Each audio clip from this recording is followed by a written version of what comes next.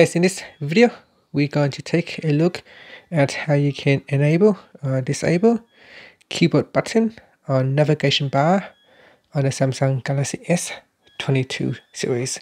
First, tap on the home button to go back to the home screen.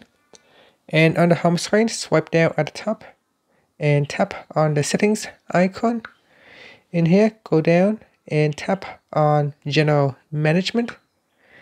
Next, in here, you want to go down and tap on keyboard list and default, and go down to the bottom and tap on keyboard button in navigation bar. Tap on the toggle button to switch it off or on.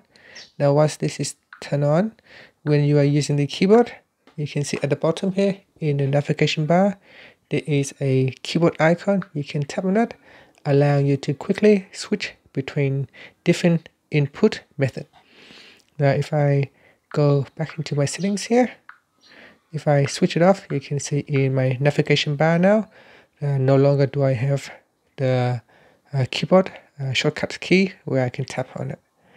And that is how you can switch it off or on the Galaxy S22 series.